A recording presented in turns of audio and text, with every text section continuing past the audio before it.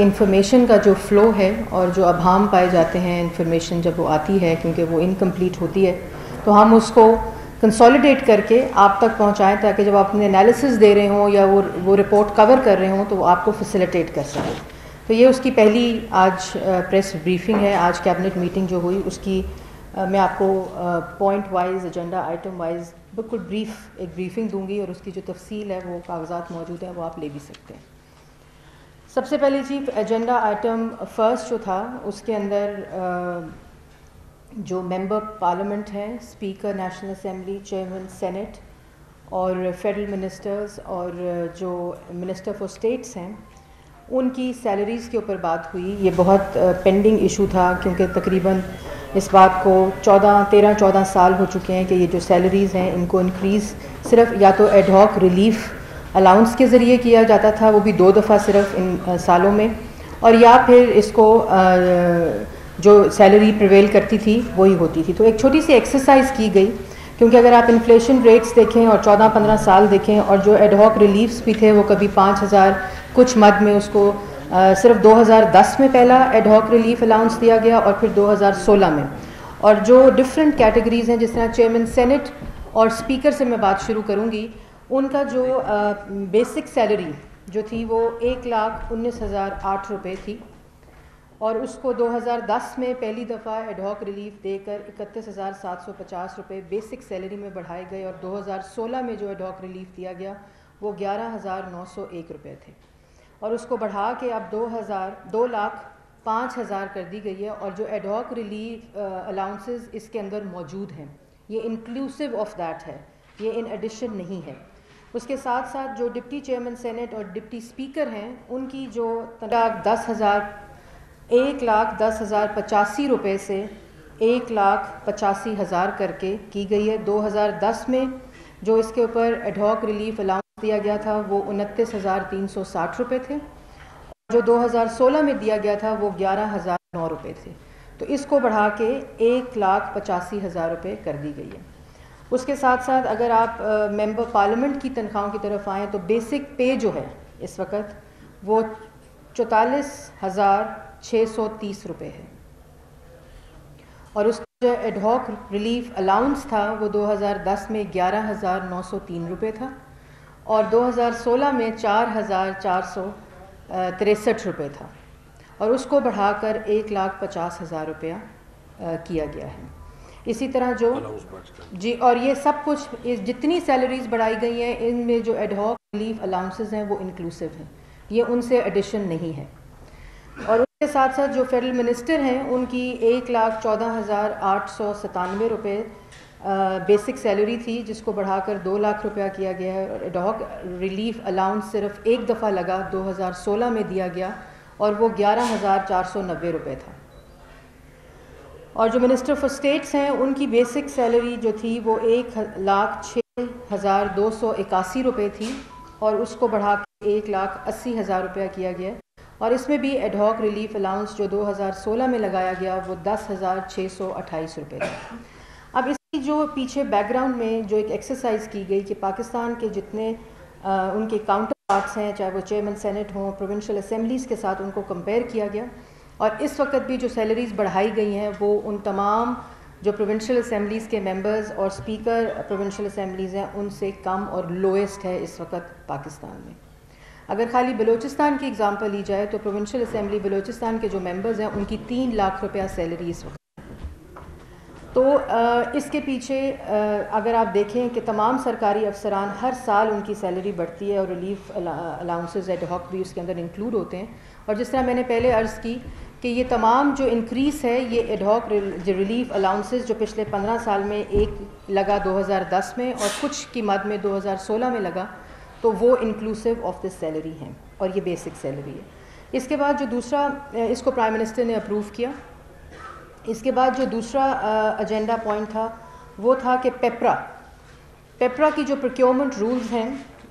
اس کے اندر 2004 کے اندر جو رولز امینڈ ہوئے اور جو فائنل ہوئے جو ہم فالو کرتے ہیں اس کے اندر کچھ امینڈمنٹس کی گئیں, کیونکہ 2004 سے لے کر 2016 تک اگر آپ دیکھیں تو انفلیشن بھی بڑھی ہے اور جس طرح ٹائم گزرتا ہے تو پروکیورمنٹ رولز تمام دنیا میں اور ریجن میں بڑھتے ہیں. تو اس کو مد نظر لگاتے ہوئے اور پروسیس کو اور زیادہ ایکسپیڈائٹ کرنے کے لیے, کیونکہ کئی چیزوں میں تو وہ ہیلپ ہوتی ہے لیکن کئی چیزوں میں وہ پروسیس کو روک بھی دیتا ہے, کیونکہ اگر آپ چھوٹی سی اگزامپل ہے کہ اگر پیٹی کیش آپ نے 25,000 کا سے اوپر کا لینا ہے تو اس کے لیے آپ کو پیپرا رولز میں جانا پڑتا ہے.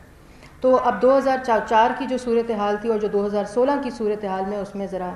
فرق ہے, لیکن اس کو فردر ٹرانسپیرنٹ اور اس کو فردر انکلوسیو کرنے کے لیے پرائم منسٹر نے ایک کمیٹی بنائی ہے اس ایجنڈا کے اوپر, جس کے اندر اس کے رولز کو دوبارہ دیکھا جائے گا تاکہ اور زیادہ بھی جو کمیاں ہیں ان کو امپروو کیا جائے اور اس کو ٹرانسپیرنٹ کیا جائے. اس کمیٹی کو ہیڈ کر رہے ہیں سعد رفیق صاحب, اور اس کے جو ممبران ہیں اس میں خواجہ آصف صاحب ہیں, زاہد حامد صاحب لا منسٹر, جنرل قادر بلوچ صاحب ہیں اور سیکرٹری فائنانس ہیں, جو 1 مہینے کے اندر اس کے اوپر کام کر کے نیکسٹ کیبنٹ میٹنگ کے اندر جو فردر امینڈمنٹس کرنی ہے پروسیس کو فردر ایکسپیڈائٹ اور ٹرانسپیرنٹ کرنے کے لیے وہ اس کے اوپر کام کریں گے. میں خواجہ سعد رفیق ہیں جی, خواجہ آصف صاحب ہیں, زاہد حامد صاحب ہیں, جنرل قادر بلوچ صاحب ہیں اور سیکرٹری فائنانس ہیں. اس کے بعد ایک جو ہیلتھ منسٹری ہے اس کے اندر جو EPI ہے ایکسپینڈڈ پروگرام آن ایومنائزیشن, اس کے اندر ایک سرٹن ویکسینز خریدی جاتی ہیں جو کہ اگر ایکیوٹ اور ایمرجنسی ہو جائے ملک میں تو اس کو خریدنا پڑتا ہے, اور اس کے اندر بھی پیپرا رولز جو ہوتے ہیں وہ ان پلے آتے ہیں اور وہ ڈیلے ہوتی ہے. اور آپ نے دیکھا کہ اس کے اندر کافی مسائل ہوتے ہیں منسٹری کو بھی, کیونکہ جس وقت ویکسین پہنچنی ہوتی ہے وہ اس وقت اپنے ٹارگٹ آڈینس تک پہنچتی نہیں ہے اور وہ اس کا مسئلہ ہو جاتا ہے اور پھر وہ ویسٹ ہوتی ہے. تو اس کو ٹرانسپیرنٹ اور کوئک کرنے کے لیے آج یہ اپروول ہوا ہے کہ جو ویکسین ایمونائزیشن ریلیٹڈ ہوگی, کیونکہ یونیسیف وہ ادارہ ہے جو اس ویکسین کو بناتا ہے, تو اس سے ایک NOC لے کر جس بھی وینڈر سے وہ لے رہے ہیں, گورنمنٹ آف پاکستان میں ہیلتھ منسٹری کو یہ امپاور کیا گیا ہے کہ وہ اس کی پروکیورمنٹ کر سکتی ہے رولز کو فالو کرتے ہوئے. اس کے بعد چوتھا جو آئٹم ہے وہ تھا جی,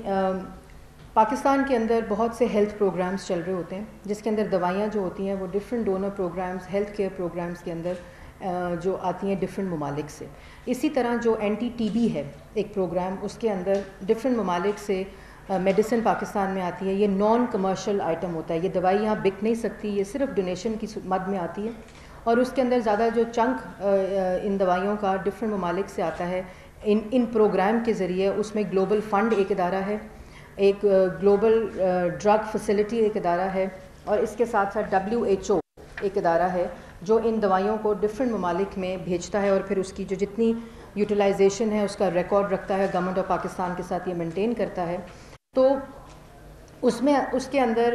کامرس منسٹری منسٹر صاحب کی صدارت میں ایک کمیٹی ہوتی ہے جو اس کو دیکھتی ہے کیس بائی کیس, اور اس کے بعد کیبنٹ کمیٹی سے پرائم منسٹر سے اپروول لیتی ہے. تو کبھی کبھی اس ہیلتھ پروگرامز کے اوپر جو دوائی چاہیے ہوتی ہے وہ فوراً چاہیے ہوتی ہے, تو یہ پروسیس کیبنٹ کمیٹی کال کی جائے اور اس کو ڈیلے کرنے کے لیے اس کو اوائڈ کرنے کے لیے اب یہ کیا جا رہا ہے کہ کمیٹی جو ہے کامرس منسٹری, اس کے اندر سیکرٹری کامرس بھی ہوتے ہیں, کامرس منسٹر ہوتے ہیں, سیکرٹری انڈسٹریز اینڈ پروڈکشن ہوتے ہیں, اور چیئرمین FBR ہوتے ہیں. تو جتنے naan commercial imports of medicine ہے کمرشلی جو استعمال نہیں ہو سکتی, وہ جو انڈین پروڈکشن کی مد میں چیزیں آتی, اس میں جو میڈیسن آتی ہے اس کے اوپر اس کمیٹی کو امپاور کیا گیا ہے صرف ایمرجنسی اور نان کمرشل میڈیسن کی جو پروڈکشن اور ان کی امپورٹ کے لیے, کہ وہ اب یہ کمیٹی خود کر سکتی ہے صرف پروسیس کو اسٹریم لائن کرنے کے لیے. اس کے بعد جی اس وقت جو آج معاہدے بائی لیٹرل معاہدے جو تھے وہ سائن ہوئے 6 مختلف ممالک کے ساتھ 9 معاہدے سائن ہوئے, جو میں آپ کو بہت بریفلی ان کی ڈیٹیل میں آپ کو بتاؤں گی. نمبر 1 جو ایک ہوا وہ آذربائیجان کے ساتھ ہوا جو ڈیزاسٹر مینجمنٹ کے اوپر. اس کے اندر دونوں ممالک کے درمیان Pakistan Islamic Republic of Pakistan کے ساتھ اور آذربائیجان کے ساتھ legal framework of cooperation اس کے اندر ایک حصہ ہے, جس کے کچھ فیچرز ہیں جس کے اندر جب بھی کوئی ایمرجنسی یا نیچرل ڈیزاسٹر ہو اس کے اندر دونوں ممالک جو ہیں وہ اکوپمنٹس کا ایکسچینج, ہیومن ریسورس کا ایکسچینج, اس کی پریڈکشن, اس کی ایویلیویشن, اس کی پریونشن, اور جو ہیومن ریسورس کا لاس ہے اس کے اندر اس کو کیسے پریونٹ کیا جائے. اس کے علاوہ جوائنٹ جو ریسرچ اینڈ ڈیولپمنٹ ہے کہ ایسے واقعات کو اوائڈ کیا جائے جس طرح باقی ممالک میں ہوتا ہے. سائنس اور ریسرچ کے ذریعے کس طرح پریڈکٹ کیا جا سکتا ہے ایسے امکانات کو ان کو اور دونوں ممالک کے درمیان ہیومن ریسورس کا ایکسچینج فار ٹریننگ اور ٹیکنیکل اور پروفیشنل ڈیولپمنٹ اس معاہدے کا حصہ ہے. اس کے بعد جی ایک معاہدہ ہے جو کہ ساؤتھ افریقہ کے ساتھ سائن کیا گیا ہے جو ڈیفینس ریلیٹڈ کنٹری, اور اس میں بھی جو ہے کہ کس طرح اسٹرینتھ ریلیٹڈ جو ایکسرسائزز ہیں اور جتنے پروجیکٹس ہو رہے ہیں اسٹرکچرڈ پروگرام کے ذریعے جس میں ٹائم لائن دی گئی ہے اور اس کے اندر پروفیشنل ڈیولپمنٹ, اسی طرح exchange of information, training and research, transfer of technology اور ٹیکنیکل اسسٹنس اور ریسرچ جو ہے وہ اس معاہدے کا میجر کمپوننٹ ہے کہ کس طرح دونوں ممالک جو ہیں ڈیفینس ریلیٹڈ جو اس معاہدے کی فیچرز ہیں اس میں ٹیکنیکل انفارمیشن اور پروفیشنل ڈیولپمنٹ ہو سکے. اس کے بعد جی قازقستان کے ساتھ ایک معاہدہ سائن ہوا ہے, یہ بھی منسٹری آف ڈیفینس پروڈکشن نے سائن کیا ہے اور اس کے اندر بھی جو ٹیکنیکل کوآپریشن ہے ملٹری, اس میں بھی exchange of programs, exercises, professional development اور جو بیسٹ پریکٹسز ہیں دونوں ممالک کے درمیان ان کو کس طرح بہتر بنایا جا سکتا ہے اور ایک دوسرے کی اسسٹنس کی جا سکے وہ انکلوڈ کیا گیا. اس کے بعد یہ ایک اگریمنٹ ہے ساؤتھ افریقہ کے ساتھ جس کے اندر جو امپورٹنٹ کمپوننٹ ہے وہ کہ یہ بڑا امپورٹنٹ اگریمنٹ ہے کیونکہ ہم دو ممالک کے درمیان معاہدے تو کر لیتے ہیں لیکن ان معاہدوں کی امپلیمنٹیشن, ان کا کنکلوژن اور جو نئے معاہدے آ رہے ہوتے ہیں ان کو اس کے ساتھ کیسے جوڑا جائے وہ ذرا مسنگ ہوتا ہے. تو اس کے اندر اس کو انشور کیا گیا ہے کہ کون سے معاہدے آلریڈی ساؤتھ افریقہ کے ساتھ سائنڈ ہیں اور ان کے کیا ان کی پوزیشن ہے اور کیسے ان کی کمپلیشن اور امپلیمنٹیشن کو فیسیلیٹیٹ کیا جائے. یہ معاہدہ اس کو ایڈریس کرتا ہے اور کافی کمپریہنسو ہے. اس کے بعد ایک اور جو معاہدہ سائن ہوا وہ بیلاروس کے ساتھ پاکستان کی گورنمنٹ نے کیا ہے آن کوآپریشن ان کرائم پریونشن, اور اس کے اندر بھی جو امپورٹنٹ فیچرز ہیں وہ ہے exchange of information, technology, research and development اور جو I T based crime prevention ہے ٹیکنالوجی سے جڑی ہوئی اس کو کیسے دونوں ممالک میں خاص طور پہ پاکستان کے اندر اس کو کیسے امپلیمنٹ کیا جائے. اور جو بہت بڑا کمپوننٹ ہے اس معاہدے کا وہ ریسرچ اور ڈیولپمنٹ کے اوپر ہے کہ کرائم پروٹیکشن کے لیے جو دوسرے ڈیولپڈ کنٹریز کے اندر جس طرح آئی ٹی کو استعمال کرتے ہوئے اس کے اوپر قابو پایا جا رہا ہے تو اس کو کس طرح پاکستان کے اندر بھی اس معاہدے کے تحت امپلیمنٹ کیا جائے. اس کے بعد جی ایک بیلاروس کے ساتھ ایک اور معاہدہ ہے ری ایڈمیشن ٹریٹی کا جو کہ اگین کرائم پریونشن کو کرتا ہے لیکن معاہدہ الگ ہے, اس کے الگ فیچرز ہیں اور اس کو منسٹری آف انٹیریئر کیونکہ ری ایڈمیشن ٹریٹیز کو دیکھتی ہے تو وہ اس کو معاہدے کے پلے کو دیکھ رہی ہے. اور اس کے ساتھ ساتھ ایک اور جو امپورٹنٹ معاہدہ ہے وہ ہے کرپشن, کمبیٹنگ کرپشن, اور یہ معاہدہ ملیشیا کے ساتھ پاکستان نے سائن کیا ہے جس کے اندر ٹریننگ اینڈ ڈیولپمنٹ آف ایسے ڈپارٹمنٹس گورنمنٹ کے اور کمیونٹی ایجوکیشن جو کرپشن کو کمبیٹ کرے. پھر جو بیسٹ پریکٹسز ہیں دونوں ممالک کے درمیان جو ایگزسٹ کرتی ہیں کہ کس طرح کرپشن پہ قابو پایا جا سکتا ہے. پھر کہ کمیونٹی اور سوسائٹی کی ایجوکیشن کے اوپر جو ڈفرینٹ منسٹریز ہیں وہ اس کے اندر بہت ہولسٹک معاہدہ ہے, بڑا ایک جامع اگریمنٹ ہے دونوں ممالک کے درمیان. اور جو امپورٹنٹ ہے کہ جو ہماری کریکولم ہے اس کے اندر کس طرح کرپشن کی پریونشن کو اور کمبیٹ کرنے کے لیے کریکولم کے اندر کیا چیزیں انکلوڈ کرنی چاہیے نصاب کے اندر ہر لیول کے اوپر کہ جو کہ اس طرح کا سوسائٹی اور مائنڈ سیٹ ایٹ لارج جو ہے جو اس کو ختم کر سکتا ہے. مالڈیوز کے ساتھ ایک معاہدہ سائن ہوا ہے جو کہ ہیلتھ کے مد میں ہے, ہیلتھ کوآپریشن کے اوپر, اور وہ بھی معاہدہ کافی مختلف نوعیت کا ہے جس کے اندر medical doctors, human resource development, health workers اور ایکسچینج آف پروفیشنلز کا یہ معاہدہ ہے جو کہ دونوں ممالک کے درمیان ہے. اور یہ بھی national health services regulation and coordination کی جو منسٹری ہے یہ اس کے مد میں آتا ہے. اس کے بعد جی ہیومن ریسورس ڈیولپمنٹ کا ایک معاہدہ ہے جو کہ مالڈیوز کی حکومت کے ساتھ سائن کیا ہے جس کے اندر ہیومن ریسورس پروفیشنل ڈیولپمنٹ ہے, اور اسی معاہدے کے اندر بھی ڈاکٹرز کا ایکسچینج اور professional development, scholarships Pakistani doctors جو کہ 10 مالڈیوین ڈاکٹرز پاکستان آئیں گے اور اسی طرح 10 جو ہیں وہ مالڈیوز جائیں گے اور ان کی جو تعلیم ہے, جو ان کی ٹریننگ ہے, جو ان کی جو بھی وہ کرنے جائیں گے وہ گورنمنٹس پے کریں گی. پھر فارماسوٹیکل انڈسٹری کو اس کے اندر ڈالا گیا ہے کیونکہ آپ کو پتہ ہے کہ بڑا اس وقت جو ڈرگ ریلیٹڈ پرابلمس ہیں اور ان کو دونوں ممالک کے اندر کیسے ہم اسٹریم لائن کر سکتے ہیں وہ بہت بڑا کمپوننٹ ہے اس کے اندر. پھر نرسنگ لیول کے اوپر جو نرسنگ لیول کے اوپر اور ہیلتھ مینجمنٹ، ہسپتالوں کی جو ہیلتھ مینجمنٹ ہے ان کو کیسے بہتر بنایا جا سکتا ہے، اور نرسز کو ان کی پروفیشنل ڈیولپمنٹ اور ٹریننگ کا جو معاہدہ ہے وہ اس کے اندر انکلوڈ کیا گیا ہے. اور یہ پورا جو معاہدہ مالڈیوز کے ساتھ ہے یہ شارٹ ٹرم، میڈیم ٹرم اور لانگ ٹرم ایکٹیویٹیز کے اوپر بنیاد بنایا گیا ہے تاکہ ٹائم لائن جو ہے وہ اس کو انشور کیا جائے اور یہ ایک اوپن معاہدہ نہ ہو، بلکہ دونوں ممالک نے اس کے اندر اس ٹائم لائن کو اگری کیا ہے. پھر جی ایک اور ایجنڈا آئٹم تھا 15واں جو تھا کہ جو ECC کی میٹنگ ہوتی ہے اس کے جتنے ڈیسیجنز ہوتے ہیں وہ یہ ڈیسائیڈ کیا گیا ہے کہ وہ جب ڈیسیجن ہو جائیں اور ریکٹیفائڈ ہوں تو وہ تمام منسٹریز کو سرکولیٹ ہوں گے تاکہ بیٹر کوآرڈینیشن ہو سکے، بیٹر ٹرانسپیرنسی آ سکے، اور گورننس جو اس ڈیسیجن سے ریلیٹڈ جتنے سٹیپس ہیں ان کو ہر منسٹری کے اندر انشور کیا جا سکے. تو یہ جو ہے وہ اور جو آخری تھا وہ بھی یہی تھا کہ جتنے جو فیوچر میں بھی ڈیسیجنز ہوں گے، جتنے ہو چکے ہیں لیکن جتنے ECC کے فیوچر میں بھی ڈیسیجنز ہوں گے ان کو بھی سرکولیٹ کیا جائے گا، جو ریکٹیفائڈ ہوں گے تمام منسٹریز کے اندر اور ڈفرینٹ ڈپارٹمنٹس کے اندر. جو ایجنڈا پہ آئٹمز نہیں تھے وہ دو تھے. جی میں ایک منٹ. ایک تو افغانستان کے جو افغانستان کے ریفیوجیز جو ہیں، افغان ریفیوجیز، ان کو ڈسکس کیا گیا ان کی پالیسی کے اوپر. وہ ایجنڈا آئٹم نہیں تھا تو اس کے اندر صرف ایک اپروول آج کی کیبنٹ میٹنگ میں ہوا ہے ڈیٹ کا کہ دسمبر 2017 تک جو افغان ریفیوجیز ہیں ان کو واپس جانا پڑے گا، اور ان کو تمام یہ جو ڈیسیجن ہے اس ڈیٹ کا یہ تمام پولیٹیکل پارٹیز کو آن بورڈ لے کے لیا گیا ہے جو وہاں کی ہیں، اور اس کے اندر ڈفرینٹ کیٹیگریز ہیں اور ان کو جو ایگزیمپٹڈ ہوں گی اور جو کیا، اور وہ تمام کیٹیگریز کو الگ الگ کر کے اگلی کیبنٹ کمیٹی میں پیش کیا جائے گا، اور پھر ان سے ریلیٹڈ جتنی ٹائم لائنز ہوں گی ان کو کیبنٹ کمیٹی میں ڈسکس کیا جائے گا. اور پھر جو آخر میں ایک ڈسکشن ہوئی ہیگ کنونشن کی، جس کے اندر بچہ جب ڈیورس ہو اور جو ہمارا ڈائسپورا باہر ہے اور جو یہاں بھی جو ہوتا ہے اس میں کیسے دو کنٹریز جو ہیں وہ پلے کریں گی اس اگریمنٹ کو، وہ اس کی سائننگ کی بات ہوئی. تو یہ وہ تمام ایجنڈا آئٹم ہیں جو آج کی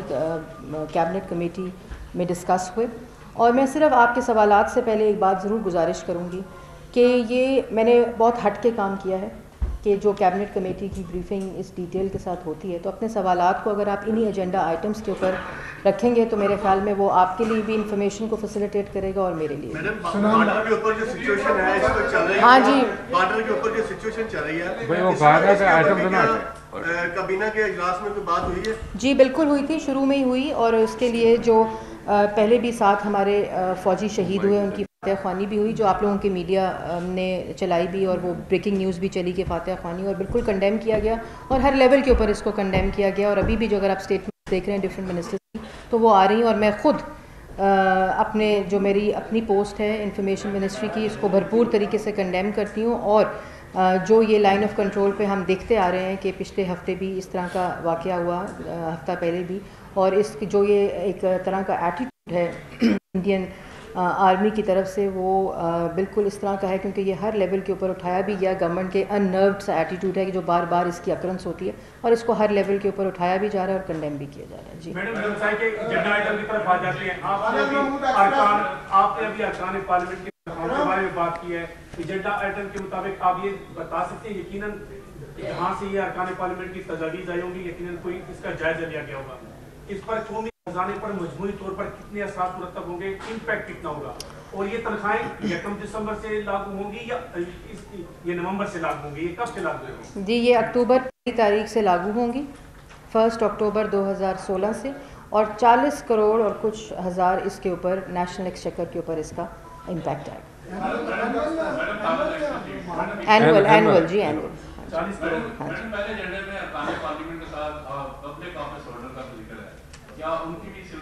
جی پبلک آفس ہولڈر جس کے اندر میں نے آپ کو کیٹیگریز بتائیں جس میں speaker national assembly, chairman senate, deputy speaker, deputy chairman senate, national assembly کے ممبرز، فیڈرل منسٹرز اور MOS، باقی جتنے پبلک آفس ہولڈرز ہیں سرکاری افسران ان کی ہر سال تنخواہیں بڑھتی ہیں.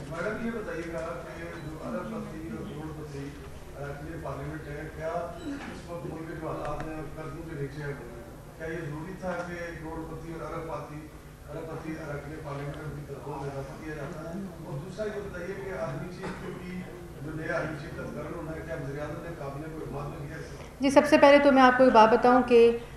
یہ جو ایک پرسیپشن ہے ارب پتی اور کروڑ پتی کی، اگر آپ ایف بی آر کی لسٹ اور الیکشن میری آپ بات گزارش سن لیں گے پلیز، کہ اگر آپ الیکشن کمیشن کی ویب سائٹ پہ جائیں اور ایف بی آر کی ویب سائٹ پہ جائیں اور ایک خود انالیسس کریں کہ کتنے لوگ ارب پتی اور کتنے کروڑ پتی اور کتنے مڈل کلاس سے آ رہے ہیں، تو مڈل کلاس والے جو ہیں اور جو بلو مڈل کلاس پہ اس وقت ہمارے ایم این ایز اور سینیٹرز ہیں، تو ان کا اگر آپ یہ دیکھیں 44,000 روپے کے اندر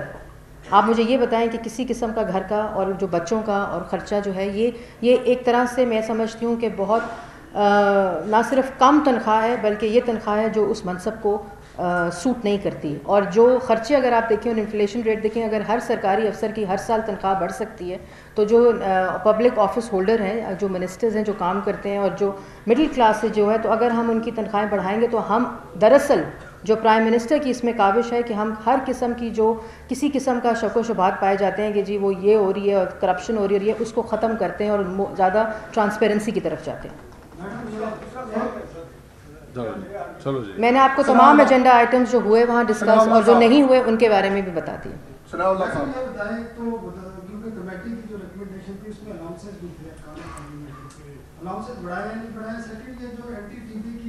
سبری میں تو یہ تھا کہ انڈیا سے ممالک کی این او سی دی جائے گی، آپ نے نیکسٹ کا بتا دیا کہ نیکسٹ کا اختیار ان کو دے دیا ہے کامرس کمیٹی کو،